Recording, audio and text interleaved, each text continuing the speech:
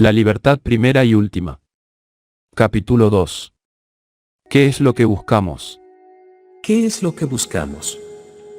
¿Qué es lo que busca la mayoría de nosotros? ¿Qué es lo que cada uno de nosotros quiere? Sobre todo en este mundo de desasosiego, en el que todos procuran hallar cierto género de felicidad, alguna clase de paz, un refugio, resulta sin duda importante averiguar. ¿No es así? ¿Qué es lo que intentamos buscar? ¿Qué es lo que tratamos de descubrir?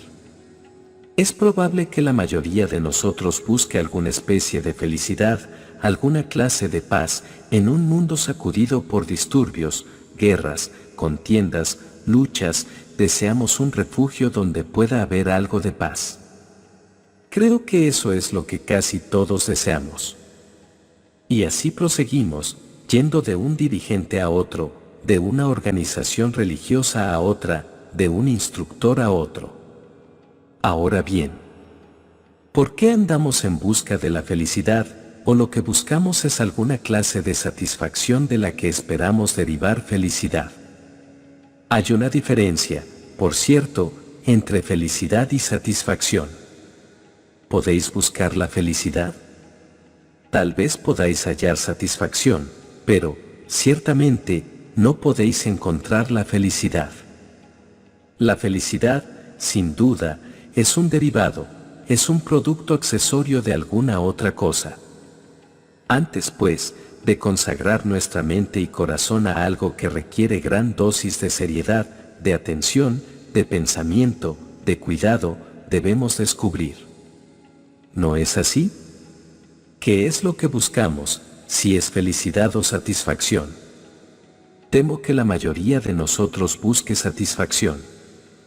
Deseamos estar satisfechos, deseamos hallar una sensación de plenitud al final de nuestra búsqueda.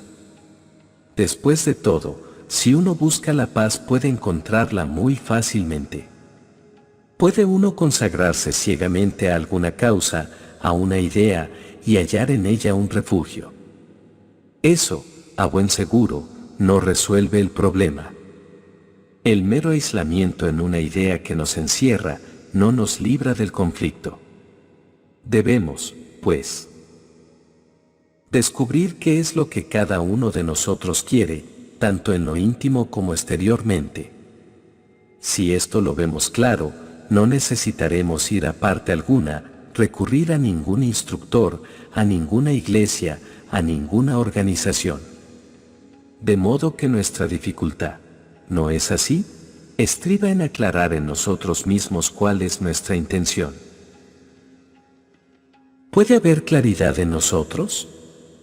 Y esa claridad nos viene indagando, tratando de averiguar lo que otros dicen, desde el más elevado instructor hasta el vulgar predicador de la iglesia a la vuelta de la esquina. ¿Tenéis que recurrir a alguien para descubrir?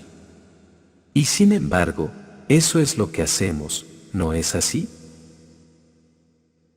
Leemos innumerables libros, asistimos a muchas reuniones y discutimos, ingresamos a diversas organizaciones, procurando con ello hallar un remedio al conflicto, a las miserias de nuestra vida.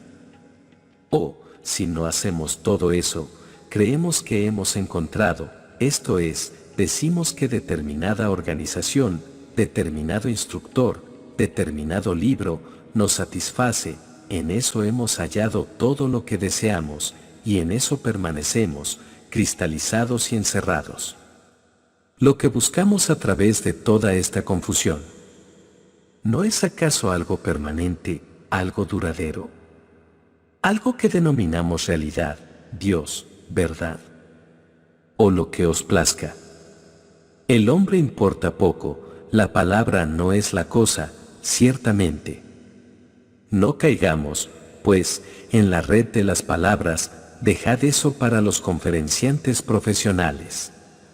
Hay, por cierto, en la mayoría de nosotros, una búsqueda de algo permanente. ¿No es verdad? Buscamos algo a lo cual podamos adherirnos, algo que nos dé confianza, una esperanza, un entusiasmo duradero, una constante certeza, porque en nosotros mismos nos sentimos inseguros.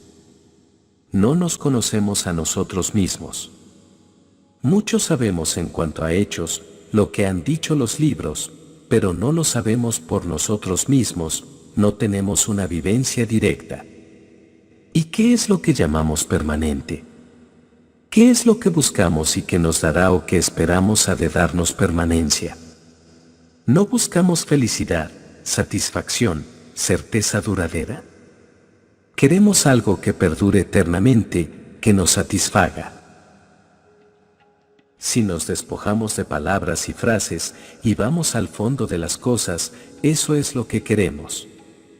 Queremos placer permanente, perpetua satisfacción, y a ello le damos el nombre de verdad, Dios o lo que sea. Y bien, queremos placer. Tal vez esta expresión sea muy cruda, pero eso es realmente lo que queremos, conocimientos que nos den placer, experiencia que nos dé placer, una satisfacción que no se marchite el día de mañana. Y, habiendo experimentado diversas satisfacciones, todas ellas se han desvanecido, y ahora esperamos encontrar una satisfacción permanente en la realidad, en Dios. Eso, por cierto, es lo que todos buscamos, los inteligentes y los necios, el teórico y el hombre práctico que lucha por algo. ¿Pero existe satisfacción permanente? ¿Existe algo que haya de perdurar? Ahora bien, si buscáis satisfacción permanente y le llamáis Dios, o la verdad, o lo que os plazca el nombre no interesa, debéis por cierto comprender aquello que buscáis. ¿No es así? Cuando decís, busco felicidad permanente, Dios, la verdad o lo que sea, ¿no es preciso también que comprendáis al que busca, al buscador, al investigador? Porque es posible que no haya tal seguridad permanente, tal dicha perpetua. La verdad puede ser algo enteramente distinto, y yo pienso que es totalmente diferente de aquello que podéis ver, concebir, formular. Antes de buscar algo permanente, entonces, ¿no es evidente que se necesita comprender al que busca? ¿El buscador es diferente de la cosa buscada? Cuando decís, busco la felicidad, ¿es el buscador diferente del objeto de su búsqueda? ¿El pensador es diferente del pensamiento? ¿No son un fenómeno conjunto, más bien que procesos separados? Es indispensable, por consiguiente, comprender al buscador antes de intentar descubrir qué es lo que él busca. Debemos, pues, llegar al punto en que nos preguntemos, de modo serio y profundo, si la paz, la felicidad, Dios, o lo que os plazca, pueden sernos dados por otra persona. ¿Puede esta búsqueda incesante, este anhelo, darnos ese extraordinario sentido de realidad? ¿Puede ese ser creativo, que surge cuando nos comprendemos realmente a nosotros mismos? ¿Acaso el conocimiento propio nos llega siguiendo a alguna otra persona, perteneciendo a alguna organización en particular, leyendo libros y así sucesivamente? Después de todo, ese es el principal problema, que mientras yo no me comprenda a mí mismo, no tengo base alguna para el pensamiento y toda mi búsqueda será en vano. ¿No es así? Puedo escapar hacia cosas ilusorias, puedo huir de la contienda, del esfuerzo, de la lucha, puedo adorar a otro, puedo buscar mi salvación a través de otra persona. Pero mientras yo no me conozca a mí mismo, mientras no me dé cuenta del proceso total de mí mismo, no tengo base alguna para el pensamiento, para el afecto, para la acción. Pero eso es lo último que deseamos, conocernos a nosotros mismos. Esa, por cierto, es la única base sobre la cual podemos construir algo. Pero antes de que podamos hacerlo, antes de que podamos transformarnos, antes de que podamos condenar o destruir, es preciso que sepamos lo que somos. Continuar buscando, cambiando de instructores religiosos, de guías espirituales, practicando la yoga, ejercicios respiratorios, cumpliendo ritos, siguiendo a maestros y demás cosas por el estilo, es totalmente inútil. ¿Verdad? Ello carece de sentido, aunque aquellos mismos a quienes seguimos nos digan: estudiaos a vosotros mismos. Porque lo que nosotros somos, el mundo es. Si somos mezquinos, celosos, vanos, codiciosos, eso es lo que creamos en torno nuestro, esa es la sociedad en que vivimos. Paréceme pues, que antes de emprender un viaje para hallar la realidad, para encontrar a Dios, antes de que podamos actuar, antes de que podamos tener relación alguna unos con otros, eso es la sociedad, es esencial que empecemos por comprendernos a nosotros mismos en primer término. Y yo considero persona seria a aquella a quien eso le interesa completamente, ante todo, y no cómo llegar a determinada meta. Porque, si vosotros y yo no nos comprendemos a nosotros mismos, ¿cómo podremos, en la acción, operar una transformación en la sociedad, en nuestras relaciones, en nada que hagamos? Y ello no significa, de seguro, que el conocimiento propio se oponga a la convivencia o esté aislado de ella. No significa, evidentemente, acentuar lo individual, el yo, como opuesto a la masa, como opuesto a los demás. Ahora bien, sin conoceros a vosotros mismos, sin conocer vuestra propia manera de pensar, y porque pensáis ciertas cosas, sin conocer el trasfondo de vuestro condicionamiento, ni porque tenéis ciertas creencias en materia de arte y de religión, acerca de vuestro país y vuestros vecinos, y acerca de vosotros mismos.